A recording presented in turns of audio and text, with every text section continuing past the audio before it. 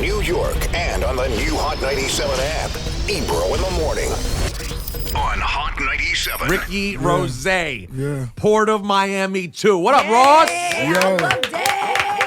My family, what's up? What's up? What's up? Yo, first of all, congratulations. We were going through the album this morning just in the studio, and it sounds phenomenal.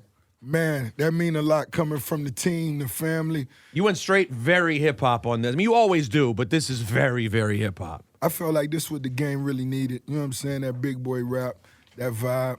I knew you were going a certain way when the first record was the Wale joint. Right. It set a tone for me for where you were trying to go. Why did you do that? Why was the first thing you leaked the kind of record it was and specifically featuring Wale? I think really the strategy behind it really was I really wanted to get a certain vibe out, established, and out of the way so I could get a little more passionate with the rhymes. You understand? So I wanted to give him that. I wanted to give him that Wale bounce. You know, that playful bounce here, give him just that street vibe. All right, we got that for you. Now we finna give you this. And you and Wale, I feel like through all the ups and downs and years ago turbulence there was when Wale and Meek had issues, it seems like you and Wale always kept, I don't know, you guys really have that, you have a little bit of that Wu-Tang of there will be little feuds that happen every once in a while, but it's always family at the end. Yeah. It's just like being on an all-star team. It's most definitely, and don't get it twisted because Wale and Meek Mill, their situation wasn't nothing personal. It wasn't nothing big at all. You know and they've recovered completely. Yeah. Not only that, they homies for life. You know what I'm saying? But most definitely, you know, Wale, we always would, you know, stay, you know, recording, making moves, and Meek most definitely, we always was family the same way. But he also had his vision for dream chasers. You got to go make those moves, little bro. And I'm proud of him. You know what I'm saying? Now, I was with you guys last night celebrating the album, right? And I saw Bus jump up and. Just, you know, Meek has a different energy around him, you know, and now he's been, I mean, we've all feel like we've been following and rooting for him and been with him throughout his fight. But talk about the energy and, like, how he is around you now that he's basically a free man. You know, I'm just happy for him. You know what I'm saying? Words can't even express how happy I am for him. Like I said, when we met, you know, a decade ago or more, you know, I saw the struggles he was dealing with. Right. You know what I'm saying? And you got to remember, this a young dude from the inner city, heart, wonderful, but caught up in some real charges. Right. Real charges. And when you ain't got paper to fight that, it's a whole nother battle. Right. You know what I'm saying? No, it changed everything. And now have all these years later, all the interest in it and the fact that he's changed it and has become means what he means for other people, too. Yeah, he's become a voice. And really people has. look up to him as And inspiration also, for the fight. Right, and speaking for the ones that ain't have no paper when he was in that same situation, and that's what I admire the most about him. But, you know, last night, you know, we party like we was when we didn't have much. Yeah. You know, when we was just creating a dream.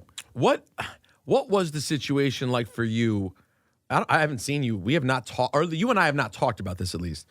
When Meek and Drake go at it. Right. And I love that we're removed from that now. Meek, you know, goes to OVO. You know what I'm saying? Like in the middle of it though, that had to be so personally uncomfortable in the sense that Meek is your guy, but Drake is your guy too. I mean, you are someone who Drake, even till today, always goes to for records. Like y'all have always worked together, even though you're separate camps. Right. Was that stressful for you on just a personal level? You know, of course, I'm looking at the big picture, but both of them are homies. So, you know, you just look at it like, get whatever on your chest off your chest. Because I'm one of those competitive artists, too.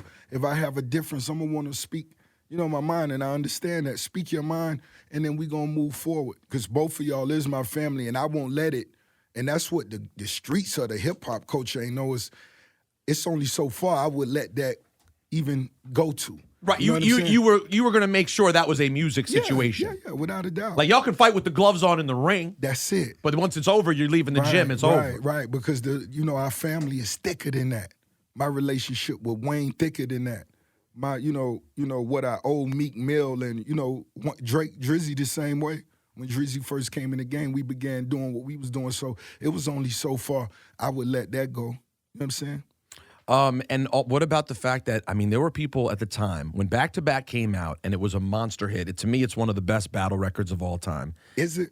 I think so. I believe back to back is And up there. I'm gonna be honest. It could be just me, You didn't love it. letting my emotions speak for it. But me knowing, the MC Drake got much doper material. Well, it's funny. Drake doesn't perform it. I mean, Drake sort of moved on from it. I thought because to me, it was the beat was fire and it was a record you could play out.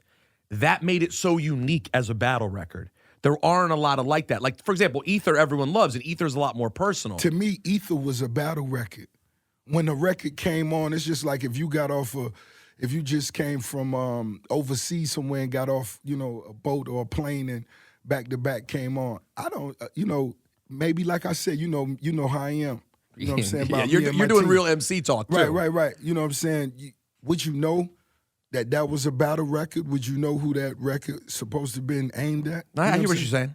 I'm sort of giving it props for the other reason. Versus No Vaseline or Ether. To me, it's a difference in battle records. That's, so it's funny. I like it for the exact opposite reason because it's more of a record you could play as a DJ. And see, that's and what you're saying that's exactly why you don't like it as much. Exactly. When, once we put it in the box of a battle record, I wouldn't even label that a battle record. That was some more dope Drake work that he released at that time. You know what I'm saying? But when that comes out, and there were people out there being like, "Yo, how does Meek get up from this?" Look where he made it. Look. That's what the internet was saying. The internet was out there talking like he might not recover. That's the internet. And now he's the biggest he's ever been. It's the internet. I know. You know what they said, Rose? How you gonna do this and do that? Man, I'm finna enjoy this. I'm gonna show you. It's a difference when somebody really got a certain level of passion and realness in their heart versus somebody who, you know what I mean? Is an egg on the internet? Yeah, it's just when you just a goofy. I'm just so happy that Meek's story turned out the way it did, and he's in the spot that he's in. It's been an incredible comeback in every single way, and he's as big as it gets now. He's a mainstream star. Yeah, he's a mega star. And, to me, that's what's dope about any artist in the position that an artist take, climbing from the bottom. That's gonna be that trek you go through as an artist, whatever it is you're doing. Going up, climbing to the top, becoming number one, you most definitely gonna have hurdles. That's just the way the game go. And as artists and individuals, we all have different hurdles that we gotta overcome. So I'm looking at the track list and I'm seeing some of the features. Talk to me about the Nipsey Hussle Tiana Taylor record. How did that come together? That was a record that before Nipsey untimely demise. Just following up on some of the conversations that we always had and. Longevity, true wealth, that real hustler lifestyle. I posted a picture yesterday when we actually was in the studio and began the concept for that record. So, y'all know what it is. The streets know what that is, man. The marathon continues. How long when did your relationship start with Nipsey? I ran into Nipsey maybe close to 10 years ago. And right off, I'm guessing you guys... Right off top. Yeah. Once we met, when I began going to the West Coast, I didn't know a lot of people. Mm-hmm. So the few artists I did meet were younger artists, you know what I mean? Right. I was just establishing myself. So the young artists that I did come across, the two that I, really kind of stayed in touch with was Nipsey and Dom Kennedy. You know what I mean? I was like, yo, these two... And they both had Those are the two biggest. Those were the streets of L.A. for a very long time. The mixtape underground world was Nipsey and Dom. Yeah, this was right before they, established that. But most definitely, that was the position they took, and that's what was dope to me about it was, they was proud, independent artists that had a vision. Dom Kennedy, y'all still support him. He's still doing his thing, and he's still real as he was from day one I met him. But him and Nip, you know what I'm saying? I just became fans. That's the best way to put it. Now, this is the first time we've seen you since the health scare. Right. And I'm so glad you're here, man. Like, just because we didn't talk, I worked on interview for a while, and when you first were coming back out, look at him. He's throwing up the Macho Man Randy Savage arms. No. But I'm telling you, man, like, when it happened, I remember the day. I hope you know how worried hip-hop was. Like, everyone was very scared. We were all on text, very scared, and I'm so happy that you're okay and sitting here with us releasing an album today, man. Believe that, man. And you look great, by the way. Much love. How great? I mean, you look great. As he flexes. So how do you feel? How do you feel? Where are you health wise? I feel real good. You know what I'm saying? The situation, you know, I had a seizure, man, and you know they rushed me to the hospital, and once again, you know, it was a time when I was having them every 2 or 3 months. You know what I mean? But what made the last time different, man, is when they rushed me to the hospital, they put me on the floor with the big doctors, where you either got to have something going on with your brain or your heart, you know, so they put me up there, and, you know, that's what really raised, you know, for the people who saw me going on that floor, they was like, Rose must have had a heart attack. But it really wasn't, you know what I'm saying? Oh, I see what you mean. Okay. The hospital was just showing me a lot of love, and, you know, after that situation, I was like, I ain't gonna skip none of my medication, man. I ain't too cool for this. I gotta take this. Yes, I would say so. Yeah. And what about medicine. what about rest and taking care of yourself and drinking, eating? Where are you at with that stuff? You know, I still drink a little bit. I got to toast a little bit, but not Well, as Bel Air much. Rosé, of course. Yeah. But a smaller Yeah, glass. yeah, of yeah. Bel In Air. moderation is always okay. That's fine. Moderation is always okay. Yeah, Right. And I sleep a little more. I know I'll never be able to sleep 8 hours in a row, but 4-5 hours a night, that's good for Were you Rosé. were you not getting you like when you're unhealthy? Right. Are you getting almost no sleep? See, when I'm unhealthy, what triggered it really was the no rest. 2 hours a night, you know, lay down, get up, an hour later, walk. You know, that's what my situation was. That was my biggest issue, and that's what triggered That's and began no me having rest seizures. whatsoever. How are you functioning the next day? I swear, I just had, Wow. I just ain't want to sleep. That's the thing about being, an artist and being an entrepreneur. You make your own schedule, and when you want it as bad as Rosé wanted, you know, it was borderline psychotic. You know, I done heard that for years, but to me, nah, we chasing our dream and we can't go to sleep yet. We could be making progress. Who's crazier, you or Diddy, when it comes to the hours at work? Because Diddy's a nut too. Yeah, he was. He texted me maybe 2 or 3 hours ago. Oh, really? Yeah, he was up 2 or He 3 was up. hours ago. Well, that sounds right. Yeah. Yeah, so 'Cause I mean, we gotta, you know, when it come to that hustle, he most definitely a true motivation for Rosé because he really go get it. You know what I'm he saying? never stops. Nah, he I want really- Diddy to take a nap too. I need Yeah. him to sleep every once in a while. Just lay your head down. Whenever he comes here in the morning, I feel like he just rolled in from working. You know, I'm gonna keep it all the way real with you, even if I'm not supposed to tell you this. Diddy in that same boat with Rosé when it come to not, you know, having those issues with getting that rest. Ross, this is a moment that I need to take here. I'm just reminded that I need to formally apologize to you. Why is that? This is bad. Turn the music off, man. Uh-oh. This is bad. Where the we music, going? Cut the music. This is serious. Yo, cut the. I made my MC list this week, Okay. and Ross wasn't on my list, man. And that's just a mistake. That's like literally just a, you know, like you're trying to come up with all these rappers. I'm trying to name every old school rapper I love. I'm trying to come up with everyone. Ross been maybe the most consistent rapper of the last decade and a half, and I just blatantly disrespected. So I'd like to give this. Damn. I'd like to give this to myself. Congratulations, you played yourself. I think the positive way to look at it is, Rosé didn't take it personal. Thank God. You only tarnished your legacy.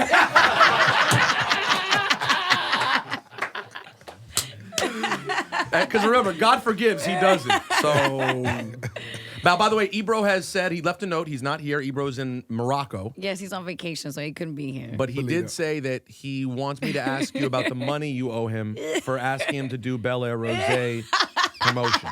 He still wants the check. Yeah, tell him he was the slowest moving Bel Air bottle. The one with his face on it. Didn't move. Yeah, we still got a few cases we can't push. So you get nothing. You feel me? It's still sitting there. All right. We were really excited when we read about you being part of the new Coming to America. What the hell's going on with we this? were trying to figure out, like, how is this? Wait, is this a feature in the movie? Is it music? What can you tell us? I'm the real king of Zamunda. Hey, yo, I'm going to be honest. You know what I'm saying? Y'all go back and listen to some of my much earlier interviews, and you'll hear me say that's one of my, if not my favorite, one of my favorite films of all time. And, yo, you know, they reached out. You know, they filming at my estate in Atlanta. You know what I'm saying? So, Wait. They're filming at your estate? yeah, Oh, they wanted to film at your house. of course. Boss. Wait a second. Wait know a that- second. Yo, I've heard about the house. Welcome to Zamunda. Hey, but look, it's really gonna be giraffes and elephants and all that. You know what I mean? So are you doing something in the film as well? Yeah, I am. Okay. So you were like, yeah, you can come to my house. Yeah, we got to talk. But we got to make this work. Yeah, we got to talk. You know what I mean? But once they told me the layout and how it was gonna go, man, my mind was blown, and I let them know, I wanted to have a nice little, So the director came down, made me audition. I say, Rose got to audition. Oh, wow. Oh, wow. But I turned up, you know what I'm saying? Because this is, like I say, a film I want to be a part of, and, they filming at my crib, and so it's just dope all the way around. That's I'm looking forward to it. Yeah, that's really fun. I am jealous because I feel like coming to America, everyone in our age range, I feel like coming to America's one of our favorite movies, and now you get to be in the sequel. But it only made sense because, this is a moon, and they needed the biggest mansion in the... It's perfect. Makes sense. Do you have the biggest mansion in Georgia, you think? I mean, where are you? There you go. Too far? Too much, bro. Congratulations. You messed up on your list. Congratulations. Too much. Yourself. Too We much. forgive you for that. But this is disrespectful. Now you just... Yo, we the biggest in the U.S., man. Now, I did hear about this. I'm not going to lie to you and tell you that I know all the details, but King Louis mentioned it was going around on social, that you had said that you had this record on the album with Push and Wayne. Right. And then when the album came out, Right. it's just Wayne. The Pusha verse is not on it. Can you give us the scoop on what happened? Because Push's people tweeted and said that they had cleared the verse. Can you fill us in on what happened? What's so dope about it is both verses were cleared from both parties. Okay. But like I said, it was more about the bigger picture. Is this going to move them two getting together, closer? And I'm going to take the charge for that. I didn't feel like this was the time for that. So you originally did, and then you thought better of it. Oh, no, I got the record done. Okay. Without, I got Wayne verse first, then I got Push verse. I wanted to bring them together either way, or at least spark that conversation, because it's going to come.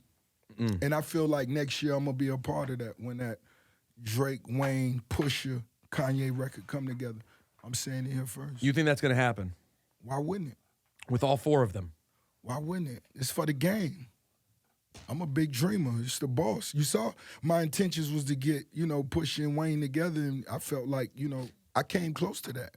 That's really dope, though. So you basically you had the record cleared, but you didn't feel it would have been the organic, real version of them getting together. You're right. It wasn't about me just having a record. It's more about the big picture, which is bringing these two icons together. Because the short-sighted way to look at it would have been for the personal clout of having them both on a record, but you didn't care about that. You wanted to make it actually happen. No, I wanted to bring the big homies together. By me being on Push Your last album, by me being a part of so many of Young Money collaborations, if I'm the only one in between them two, who else can do that? It's a great point. Who else, got the respect and love of both parties to bring them together? And I'm sure they see some of this. They hear the conversation, and now they know it's a reality. Let's get past that. And that's going to happen. I got the records cleared, so on both sides, salute Young Money, Pusha, salute, you dig? Weezy, Mac, the whole team. Now, have you been in contact with Kanye still? I haven't spoken to Kanye. You and Kanye haven't talked in a minute. No, I haven't spoken. Because that's where I feel like, honestly, where this issue gets the most complicated, it appears to me as the Drake feelings on Kanye. I'm going to be honest, I really don't see that. Really? Yeah, them dudes got too much paper. And you got to realize when dudes got that much paper, the small amount of time they spend around each other is love. The miscommunication come with the separation. So you feel like all they need is just a real sit down, and then everything can be cleared up. It may not even need a sit down. It could just take a text. It could just be a phone. Yo, it's genuine. The love is genuine. Yeah. That's like you beefing with another radio station, man. You don't know these people. Right. It's if it's competitiveness, that's for the sport. I think we gonna do that for the sport. That's when you want to be number one. I think it's hard. I think the hard part for Drake is I think Drake feels like he really gave to Kanye when he went to work with Kanye in Wyoming, and then everything unfolded afterwards. Drake is, in my history with Drake, I'll just say Drake is a guy about personal respect. He really doesn't like when you tell him one thing and then act another way. And I'm speaking out of school. He didn't tell me that's why he feels that way, but that's knowing him what I feel probably bothered him. And I'm gonna be honest, I would say the opposite. Because as an artist, An artist could feel another way. It could be, an artist could be in a whole nother vibe right now. When it's time for you, when you need your verse or your chorus, somebody could be going through something that's bigger than your verse or your chorus. And as an artist, that if you plan on having longevity or if you've been in the game, you understand that, you respect that, and that could be really genuine versus somebody just hating on you and not wanting to see you shine. I think you're really interesting, though, and different than a lot of people in the way that you prioritize handling business. Like, you don't take, I have never seen you take something personal.